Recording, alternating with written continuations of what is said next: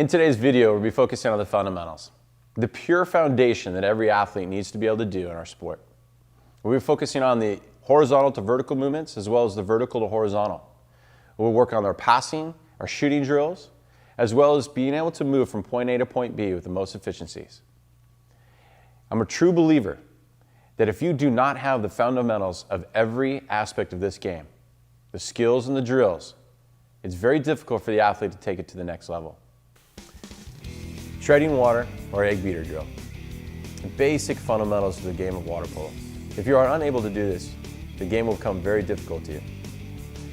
You'll notice in this drill, our player, his upper body is as still as possible. You aren't seeing him move from side to side. It's because his lower half of his body is pretty much separated from his upper body. Here you'll notice the wide frame of the underwater cameras. His knees are as wide as possible, keeping him in the best foundation. The other great thing about this is his knees are at a 90-degree angle. His thighs are perpendicular to the surface of the water, which gives him a great foundation to be able to elevate out of the water as quickly as possible. Notice the feet going in a circular pattern. Really try to focus on snapping your feet as you come through on that motion. And here you'll notice on the bad motion of an egg beater, when the legs are moving more of in a piston motion, which is making the upper body move from side to side. This is giving the player a poor vision of the pool, seeing the pool move constantly as he's using the egg beater. If you could take anything from this egg beater or treading water position, do your best to stay as flexible as possible in the hip, groin, and knee sections. If you can core your legs up as high as possible and spread them out, you'll notice that your foundation is going to be much stronger than your opponent. So the tabletop drill or spider drill. This is a great drill to understand the balance in the water, to understand the control of each limb, whether your arms or your legs are pushing you or moving you in the right direction. From your bottom to your top shoulders, you want it to be like a table, as flat as possible. The above camera view, you're going to notice that you can actually see all the arms and legs really spread out here. They're not directly underneath him. He's got a great foundation of both his arms and his legs, which allows his back to be as flat as possible. All your limbs are working at the same time. They're maneuvering you, sculling you to the left, or slowly sculling you to the right. Your legs are more just the balance and control of your body, where your arms are more the steering wheel of your left or right direction. And if you notice in this next part, you'll see the player move quickly 90 degrees. He's learning how to react to a quick movement in the water or change of direction with his body on the surface or horizontal position. Slip stroke is a great technique in the offensive game, or you're wanting your defender to think you're going to be moving, but truly you're not. Your arms are moving in a swimming stroke motion as a freestyle, but your hands are not slipping through the water when they enter the water. They're not pulling the water forward and making you move. In this drill, you'll notice the elbows are really high on allowing the player on his back, the defender on his back, to step away and protecting himself from those elbows. The other important key element here is his legs are in good position, in a horizontal position. So at any time in the motion of his slip stroke, he can push away or breaststroke kick away with power away from his defender.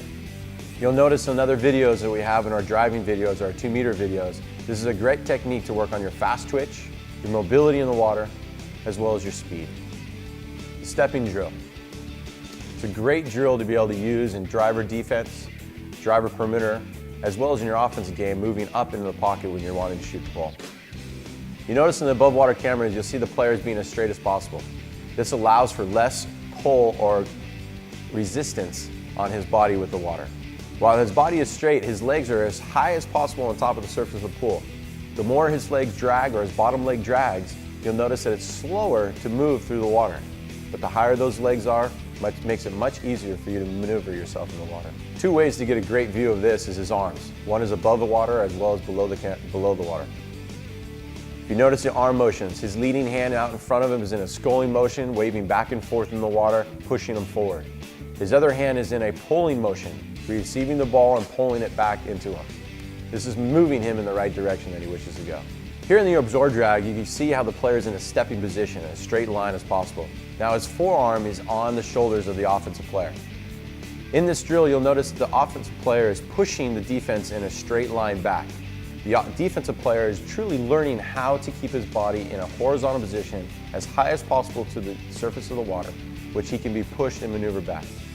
The reason why this is because when the offensive player now goes back on his legs to pass or shoot the ball or receive the ball, the defensive player can now be in that horizontal position of breaststroke kick out onto the offensive player. It's extremely important in this that the defender's hand is completely off the offensive player. He can put his forearm there, showing the referee that he is touching him, but not holding him. If you are able to pull this off on a driver defense, you're going to learn that this is the easiest way and most successful way in defending the drive. Here you'll see in the left and right swings that the right leading foot or the left leading foot needs to exit the water. This maximizes the player to make sure that he gets his legs all the way back up into the horizontal before doing the drill again and swinging his legs to the other side. What you can notice here is that the player is pulling his legs up into him underwater. This allows for a quicker movement in the water. Now, if the player was to drop his legs and stay completely in the vertical on both transitions from left to right, he'll be a much slower player. Now, you can transfer this to the game when we're doing change of direction drills, when you're swimming from one point and having to turn and change direction going the other way.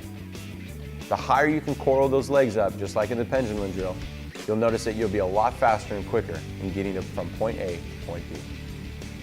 Here in the pendulum swing, going from the front to your back, it's the same concept. The more the player can bring his knees up into his midsection, the quicker he will be in transitioning from his front to his back on the pendulum swings. Here you'll notice a bad example. Underwater, you'll notice the offensive player is trying to drag his legs in a vertical state from his front to his back, keeping himself in a vertical and how slow he's moving.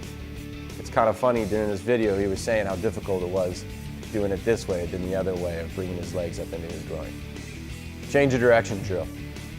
These are great drills to learn to get that body up into you prior to going the opposite direction. Check out the underwater view. Just like earlier when we were doing some change of direction drills with the pendulum swings, this is very important to drag your knees up into your body with a hard breaststroke kick to get you going in the opposite direction. In these change of direction drills, you don't need to go a long distance. A quick 5 meter in each way could be a great drill for you to learn. What you can notice here is the offensive player is getting his momentum going with the arm swing to change that direction. A leading hand is getting out in front of him, that way he can move in that direction. It also helps the body turn in the direction you wish to go. The stop and go. This is a great technique for water polo players to understand. Our sport is about stopping and going throughout the game. If you can stop on the dime with your legs and your arms, you'll be able to maneuver yourself around or through your offending player. Here in the stop and go, you'll also notice the breaststroke kick is probably the most important part of it, or the element of it, to get the player going again. Without that breaststroke kick, he cannot get an explosion to get those arms moving quick enough. Also, it's very important you notice that the players are never really truly going to the vertical. They're staying in that horizontal position to allow them to go to the next point.